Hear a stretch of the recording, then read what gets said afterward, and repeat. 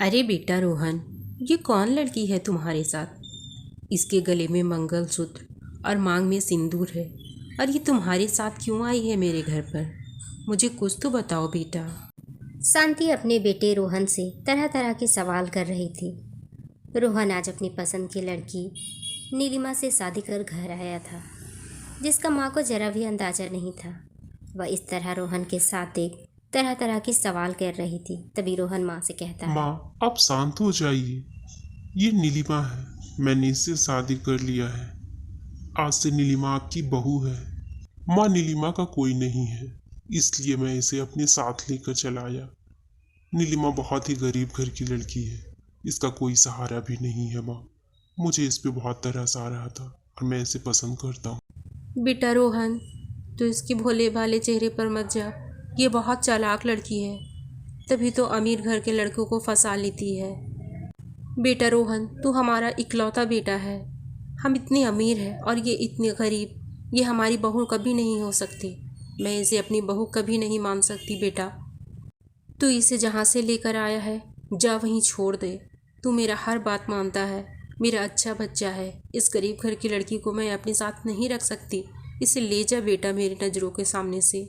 मैंने तो तेरे लिए इतनी अमीर घर की लड़की देख रखी है, फिर तू इस गरीब घर की लड़की को क्यों बहू बना कर ले आया?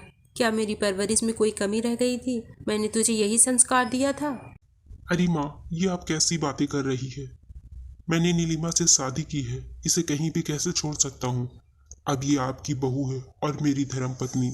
आप माने या ना माने, लेकिन ये सच है। और अब ये घर छोड़कर कहीं नहीं जाएगी, मेरे साथ ही रहेगी नीलिमा।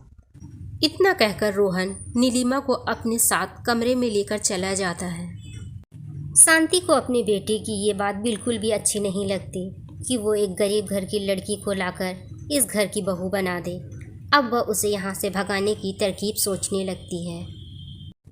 अगली सुबह होते ही नीलिमा सवेरे उठकर नहा धोकर पूजा पाठ कर किचन में आती है। तभी उसकी सास भी किचन में आ जाती है और नीलिमा से कहने लगती है, तुमने अपने रूप रंग के जाल में फंसाकर मेरे बेटे से शादी तो कर ली, लेकिन इस घर की बहू बनने के लायक हो या नहीं ये भी तो देखना होगा मुझे।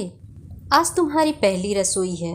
घर में खाने के लिए पंडित और कुछ अमीर घर के मेहमान आ रहे हैं, इसलिए तुम्हें 56 भोग बनाने होंगे, जो हमारे अमीरों का खाना होता है। अगर तुम वो खाना अच्छे से बना पाई तो मैं तुम्हें अपनी बहू स्वीकार कर लूँगी खुशी खुशी से।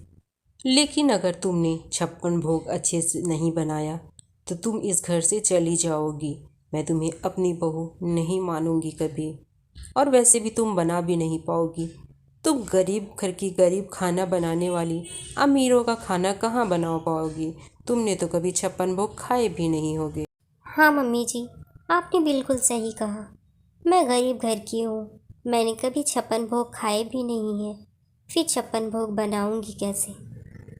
लेकिन मम्मी जी, मन से कोई भी काम किया जाए तो वो पूरा हो जाता है। मैंने खाया नहीं है, मैं गरीब घर की ज़रूर हूँ, लेकिन मैं पूरी कोशिश करूँगी कि आपकी उम्मीदों पर खरी उतरूँ और अच्छा से अच्छा बना सकूँ।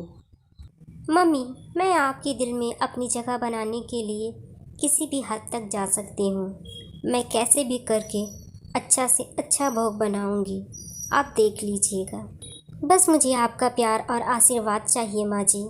मुझे बचपन से कभी माँ का प्यार नहीं मिला। मैं आप में अपनी माँ को देखती हूँ और आपके दिल में जगह बनाने के लिए मैं कुछ भी कर सकती हूँ। ठीक है, पहले बना तो ले, फिर ये फिल्मी डायलॉग मारना। मुझे इमोशनल करना चाहती है, जिस तरह मेरे बेटे को फंसाकर शादी कर यहाँ बहू बनकर आ गई एक गरीब घर की लड़की, और मुझे भी इमोशनल कर रही है। पहले तू भोग बना, उसके बाद मुझसे बात करना। इतना कहकर शांति गुस्से में वहाँ से चली जाती है। नीलिमा ने तो इतने लोगों का खाना बनाने के लिए हाँ कर दिया था, लेकिन वह बहुत चिंतित थी, क्योंकि इससे पहले उसने कभी भी अमीरों का खाना नहीं बनाया था और इतने लोगों के लिए। लेकिन फिर भी वह कोशिश करती है। नीलिमा जल्दी जल्दी पकवान बनाने में लग जाती है।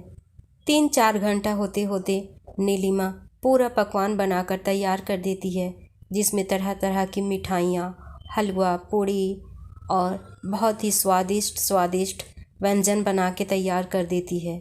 नीलिमा को खुद भी यकीन नहीं हो रहा था कि ये सारे व्यंजन उसने बनाए हैं। इधर घर में सारे मेहमान भी आ गए थे। शांति को तो यकीन ही नहीं हो रहा था कि उसकी बहू ने इतने सारे व्यंजन बनाए हैं। वह पंडितों को सबसे पहले खाना खिलाती है। पंडित जी, कैसा लगा आप लोगों को खाना? आज ये सारा खाना मेरी बहू ने खुद अपने हाथों से बनाया है। आज उसकी पहली रसोई थी, इसलिए मैंने उसे ही खाना बनाने के लिए कहा था। इससे पहले मेरी बहू ने कभी खाना नहीं बनाया, इसलिए पूछ रही हूँ पंडित जी, आप लोगों को खाना पसंद तो आया ना? मुझे तो कब से चिंता हो रही है कि कब पंडित जी से पूछूंगी खाना अच्छा बना है या नहीं। खाना तो वाकई में बहुत अच्छा बना है। इससे पहले हम लोगों ने इतना स्वादिष्ट भोजन कभी नहीं खाया है।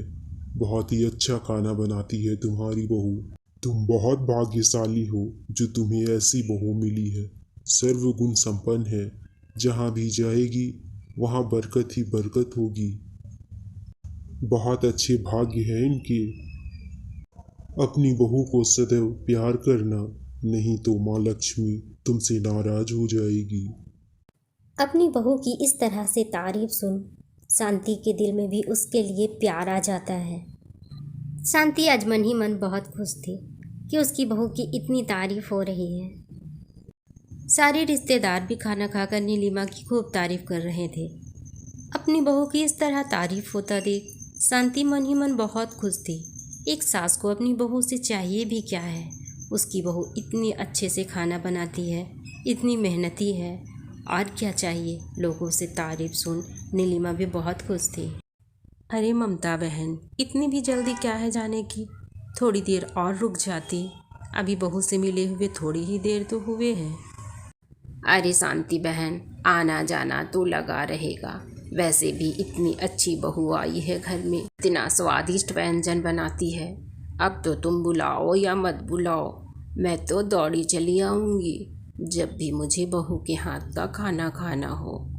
तुम तो बहुत खुशकिस्मत हो शांति बहन, जो तुम्हें इतनी अच्छी बहू मिली है। इतना स्वादिष्ट खाना बनाती है और इतनी मेहनती भी है। इसे अपनी बहू नहीं बेटी की तरह रखना। वैसे भी तुम्हारी बेटी नहीं थी, ऊपर वाले ने तुम्हें बेटी दे दी है। अपने रिश्तेदारों से इस तरह तारीफ सुन आज शांति बहुत खुश थी। वह अपनी बहू के पास जाती है और उससे कहती है, अरे बहू नीलिमा, तुमने तो आज वाकई में मेरा दिल जीत लिया। तुम इतनी मेहनती और इतनी समझदार हो, मुझे तो मालूम ही नहीं था बेटा। वही तो मैं सोच रही थी, मेरे बेटे की पसंद गलत कैसे हो सकती है? तुम गरीब हो तो क्या हुआ, लेकिन तुम बहुत अच्छी हो। तुम्हारी इतनी तारीफ सुन आज मेरा दिल भर आया बेटा। लगता है ऊपर वाले ने मुझे इसीलिए बेटी नहीं दी थी, क्योंकि मेरी बहू ही मेरी बेटी के रूप में आने वाली थी। इतनी अच्छी बहू तो मैं भी ढूंढ नहीं पाती अपने बेटे के लिए। आजकल इतनी अच्छी लड़कियां वैसे भी मिलती कहाँ है इतनी आसानी से। वो तो मेरी किस्मत अच्छे थे जो मुझे तुम मिल गई। मम्मी जी, आपने मुझे अपना लिया, अपने दिल में जगह दे दी, ये बहुत है मेरे लिए। मुझे भी कभी माँ का प्यार नहीं मिला, लेकिन आपको देखकर अपनी माँ याद आ जाती है। मुझे भी माँ की ज़रूरत थी और आप मिल गई। अब शांति अपनी बहू और बेटे के साथ हंसी खुशी से रहने लगती है।